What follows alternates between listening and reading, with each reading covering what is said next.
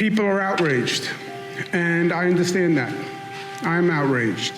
It's not just George Floyd's killing, although that's enough to outrage a nation. It's George Floyd, it's Ahmaud Arbery, it's Breonna Taylor, all just in the past 3 months. It's 30 years of Rodney King and Amadou Diallo and Sean Bell and Abner Louima, and the same case in states all across this nation. The real issue is the continuing racism in this country. And it is chronic, and it is endemic, and it is institutional. And it speaks to a collective hypocrisy. We're very good in this country at telling other people how they should live their lives and how they should act, but we still discriminate on the basis of color of skin. That is the simple, painful truth.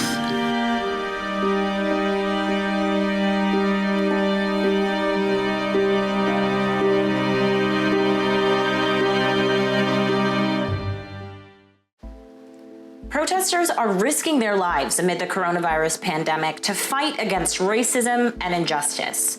As Minneapolis-based activist Mike Griffin explained to my colleague Fiona.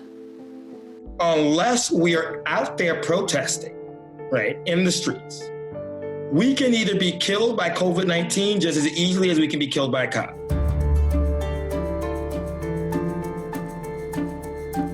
We cannot give up protesting because there's a virus.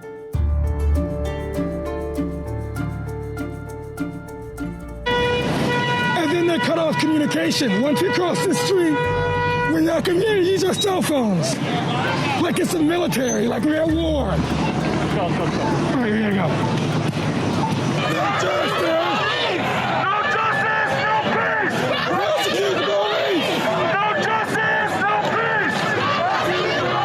So what we can do is we can make sure, we can take precautions to make sure people don't catch the virus. Are we handing out water, hand sanitizers? Is there fruit here? Are there masks? We're trying to get masks out, but we're like negotiating with like hospitals in other countries as well to get masks for protesters here as well, or scarves or other like covering other faces. We know what to do to lower the transmission of the disease without giving up one of the 3 tactics that we can do to make change in America: protest, to organize, and to vote. Let's not drop the protesting, because it's going to be harder to organize and harder to win in November if we're not out in these streets protesting. Black people who are disproportionately sick and dying from COVID-19 are still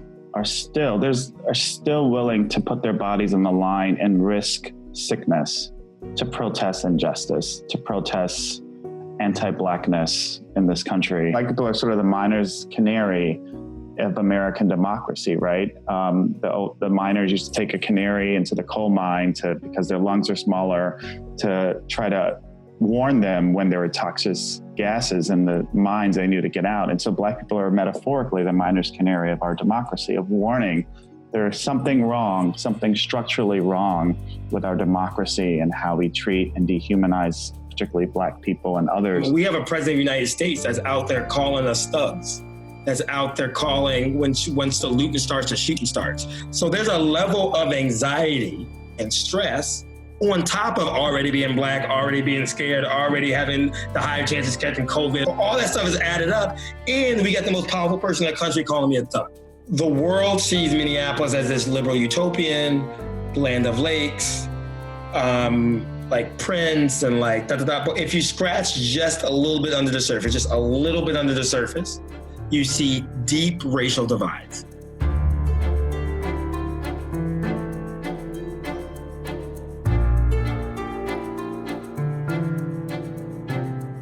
We have this hamster wheel in America where like Black folks get killed, we get distracted, we go back to normal, another Black guy gets killed. We just keep doing it. We've been doing it since King, we've been doing it since Ferguson, we've been doing it Philando Castile, we've been doing it Jamar Clark. When are we gonna get off this hamster wheel? What we actually need is for us to stop this cycle and fix the problem.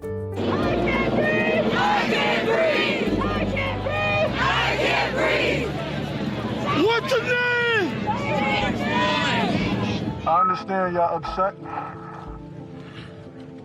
But like it was already said, I doubt y'all half as upset as I am. Come on now. So if I'm not over here wilding out, if I'm not over here blowing up stuff, if I'm not over here messing up my community, then what are y'all doing? What are y'all doing? Y'all doing nothing. Because that's not gonna bring my brother back at all. There's renewed discussion about the role of police in American society today. And when you hear what present-day policing stems from, you'll likely understand why. We wanted to take a deeper look at policing here in America and ask you if you can give us some historical context to the way policing works here and to the policies that are still in place that people are protesting today. The history of policing is rooted in slave patrols that date back to slavery in the South, and their mandate was to chase down and apprehend slaves. It was to provide a form of organized terror to deter slave revolts and to maintain a form of discipline for slaves who were subject to this kind of summary justice outside the law. When you have policing that has part of its roots in slave patrolling and managing a population because of the color of their skin, it really gets baked into how law enforcement develops over the centuries. It's hard to forget that we are also in a pandemic. Exactly. I wonder what you're hearing from the community when you talk to them about all of these traumas compounding and how they're feeling. This community is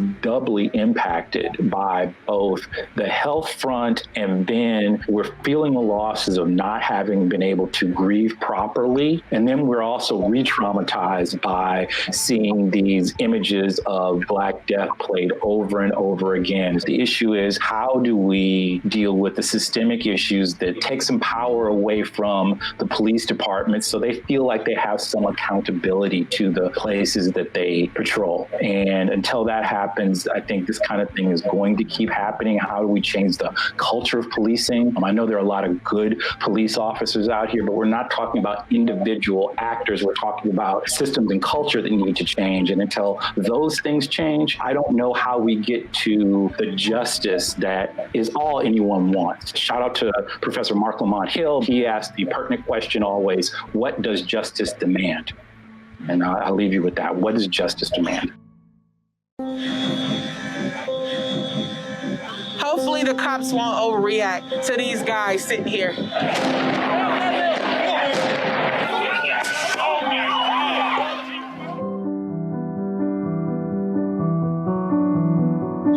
We are peaceful, okay? We don't care what they try to do to entice people, but we are peaceful.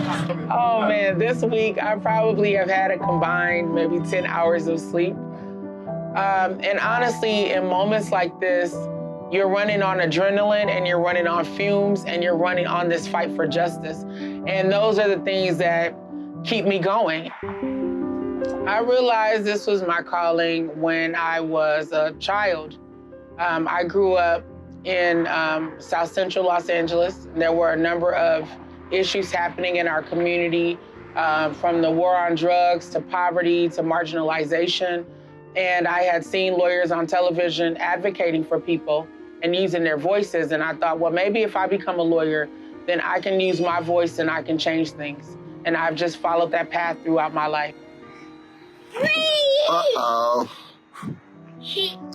What is happening here in Minneapolis and in other parts of the country is a long time in the making. Things have reached a boiling point because we as African Americans have consistently raised concerns about the ways in which police officers treat us as individuals, terrorize our communities, and they have been allowed to kill people with impunity. It is completely unacceptable. And so now what you see is an uprising. George Floyd! George Floyd! George Floyd! George Floyd! George Floyd! In this particular instance, as we're organizing, we are demanding that all 4 officers who played a role in the killing of George Floyd be charged for their crimes in this matter. People here have a strong sense that they need to be involved in the fight for justice, and that has taken many forms, from folks marching and rallying by the thousands. And some protests are more peaceful than others. Some protests are extremely disruptive, where you see things getting damaged as a result of people's frustration, their rage, and the desire to be heard and seen and treated with dignity. They're more mad again about the image and the destruction of property instead of the destruction of lives. Ridiculous. Black lives that matter here. Black lives that matter here. Black lives that matter here. Because the overwhelming number of cops who kill people in the state of Minnesota are white men. These cops are on edge, and they are escalating rather than de-escalating situations.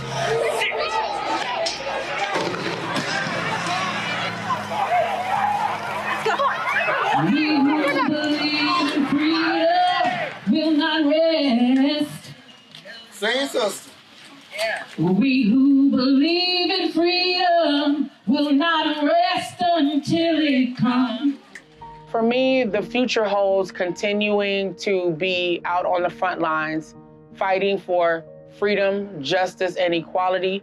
I want to personally be involved in helping to build up Black businesses in our community and creating a network of allies who support the work that we're doing and who are willing to use their social, political, and economic capital to help build up Black Minnesotans.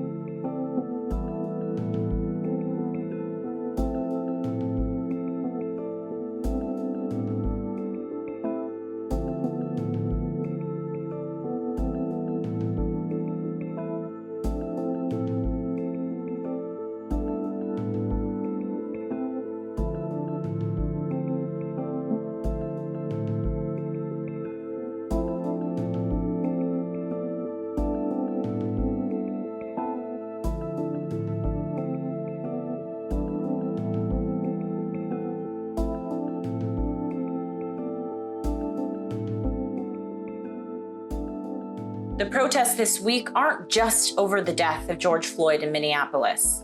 They stem from years of concerns about racial violence in America. My colleague Nala spoke with a social justice advocate back in May about the recent spate of events and made the case for Black lives.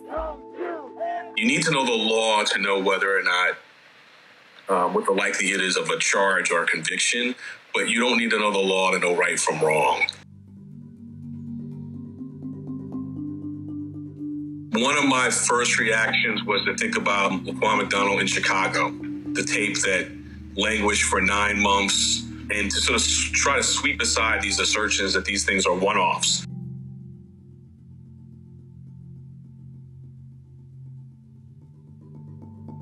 There can be legitimate reasons not to have a videotape surface to the public. None of them appear to be so here, right? The video, as we lawyers say, speaks for itself and flies in the face of the conclusions of local law enforcement.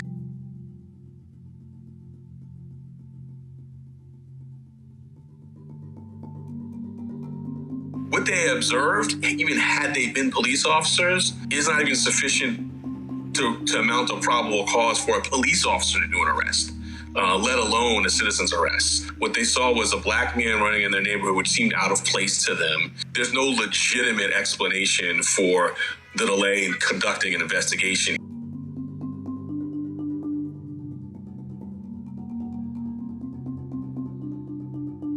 Well, the only thing that led this to an arrest is the same as any other case, and that's the evidence. You know, the evidence is there for murder and aggravated assault. Had we not seen the video, but there were arrests and there was an ongoing criminal case, that would be very different. Beyond, immediate medical care, the investigation should be turned over to someone who didn't have a relationship with the shooter. That fundamental sort of guidance is breached a lot.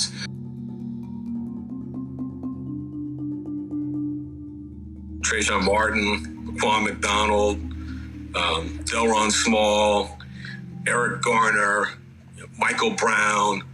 The totality of it becomes more than tragic, more than unjust, but something that we need systemic reforms to address. What needs to be looked at here is not just the two men who killed someone, but it's the need to have objective, transparent investigations. And the DA's failure to do so here also should be talked about and discussed. We need to be talking about, fundamentally rethinking about how we oversee police officers and prosecutors, and then the steps that we can take in terms of training and regulation, and really talking very specifically about race on the front end to prevent, because once one of these incidents happens, you may, although it is elusive, you may be able to get justice on the back end, but no matter what, someone's dead and they're not coming back. So we need to continue to have this conversation, and not episodically with each incident, but, really every day. There is no right way to protest, because that's what protest is. It cannot be right because you are protesting against a thing that is stopping you. We've seen these violent killings and no consequences.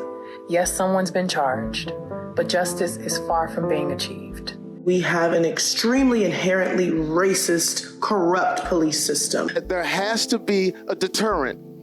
If that man can be handcuffed and that man can sit on that man's neck for that long and feel comfortable about it, that means that he's not afraid of what's going to happen. We have to change the language. They have to be worried that I could go to jail for this.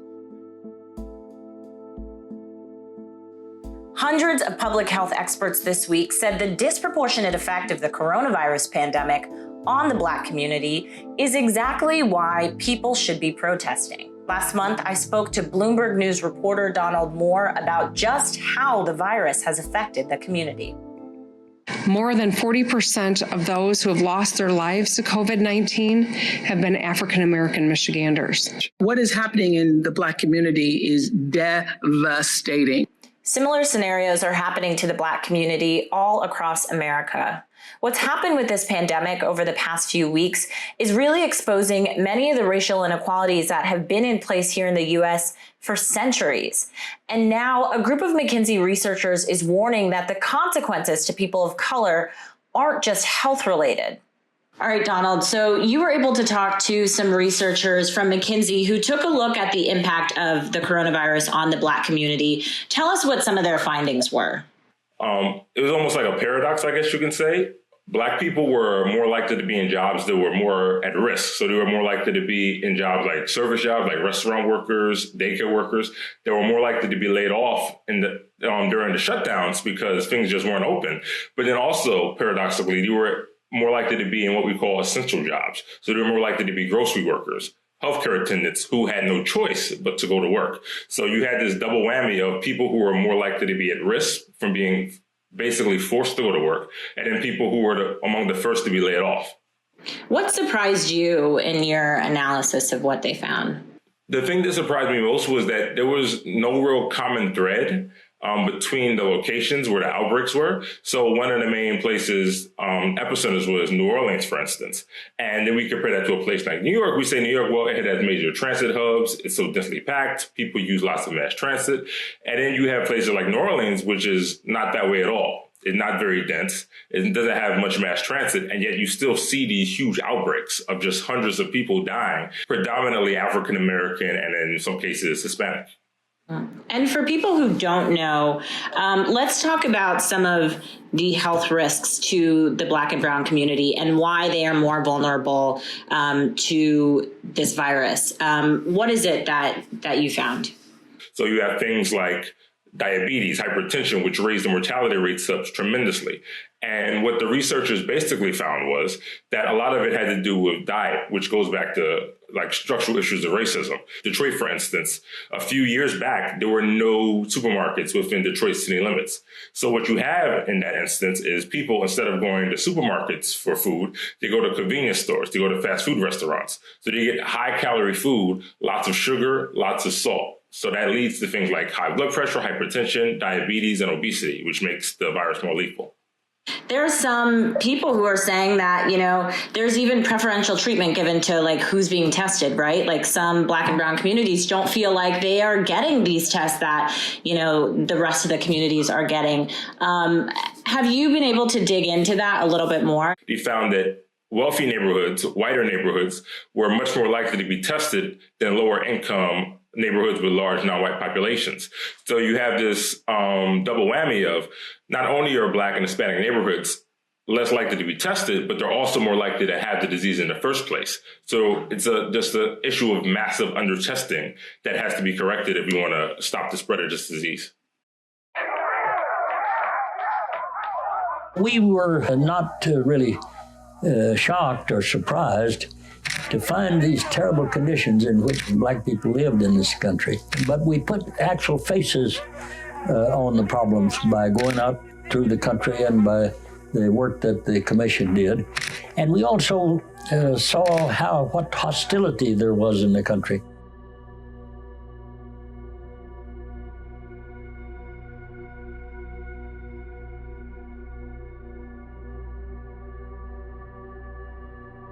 We met right away after the president appointed us, and we set up a series of 20 days of formal hearings where we heard witnesses all the way from Dr. Martin Luther King Jr. to the head of the FBI, J. Edgar Hoover. And then we broke up into teams and visited riot cities ourselves. And we said that that the terrible conditions gave rise to these protests and riots, that any spark could set off the violence. The underlying causes were racism and poverty. The most famous words of the commission were these: our country is moving toward two nations, one Black, one white, separate and unequal. And we recommended new national programs, particularly around jobs and education.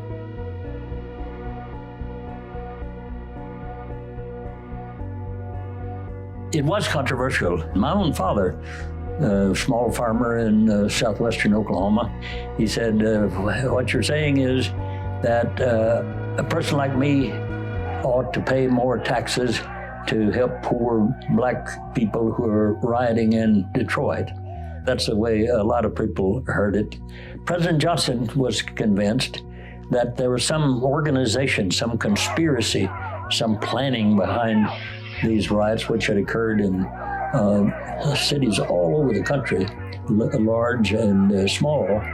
Later on, the president began to change his mind. We made progress, serious progress, on virtually every aspect of race and poverty in the country for about 10 years after the Kerner report. For example, we were very steadily reducing poverty in the country.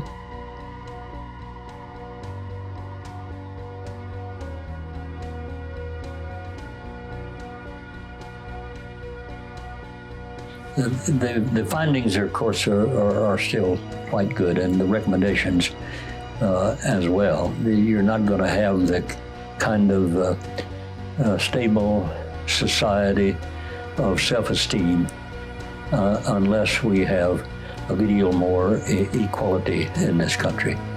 America is founded really on the idea that all of us are created equal and we ought to have equal opportunities for the good life. That was certainly not true then. It's not true now.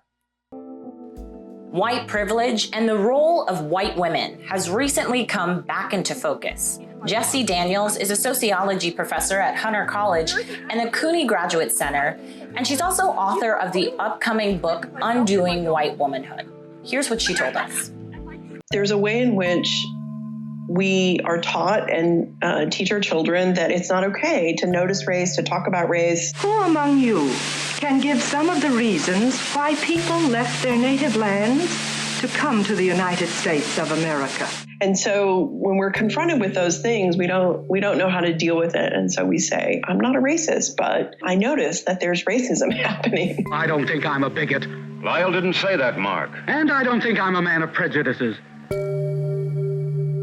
Part of what happened in this historical moment is that we have on the same day, we have the Amy Cooper incident. Can I take a picture? Call the cops. Please call the cops. And we have the death of Mr. Floyd in Minneapolis. And part of what I want people to get is that those two things are connected. And they're connected not directly in the sense that she didn't call the police on Mr. Floyd, but she was trying to exercise that same power against the man who was there in the park with her. And that's really what I want us to understand, is that white women have co-created these systems of domination with white men, and that we can help dismantle them. What I want to call for in this book is really truth and reconciliation. We are a wounded people because of the conflict of the past, no matter on which side we stood. We all stand in need of healing. To get there, we have to tell the truth about how we are in society. And thinking about this idea of undoing white womanhood, I mean, part of what I was thinking about was the way in which the very idea of white womanhood has done so much harm. You know, you can trace it all through history. I mean, from colonialism to Amy Cooper, you know. Part of what they were doing when they were fighting for white-only schools was they were fighting for an idea about who white women were and how we should be protected. And that's what I want to undo, is that idea of white womanhood. It's not that, you know, some people shouldn't get to live in society. We should, but there shouldn't be this special notion where we get special protection, which is what Amy Cooper was doing. The thing I want to do is be able to reach white women and call them in and say, we can do better. We can do less harm in society.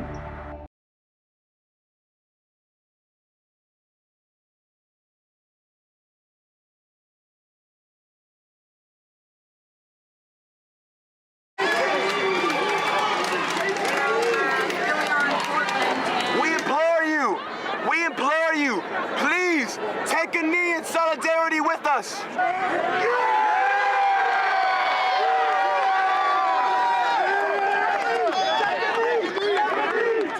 Yeah, man, you get a hug. You get a hug. You get a hug. Thank you. You bet, man.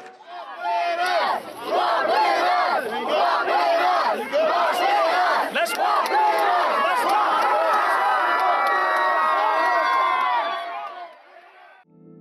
Activists and other professionals want to see reform at so many levels. Here's part of my conversation this week with an activist, a public health expert, and a former NYPD officer about what exactly can be done. I'm on the front lines and see what's going on. Again, I share. At the protest I organized from Foley Square to Manhattan DA Cy Vance's office, police literally drove their motorcycles into the crowd, where they could have very easily injured someone. And so I think it's also important that we address why folks are even out on the streets. Folks are out not because of racial discrimination, not because of racial disparities. They're out because people are being murdered. I think consistently, from Eric Garner to George Floyd, Black people in this country cannot continue to sit back and sit by while we're being murdered at the hands of police. As a young person who continues to see this in full display on social media, enough is enough.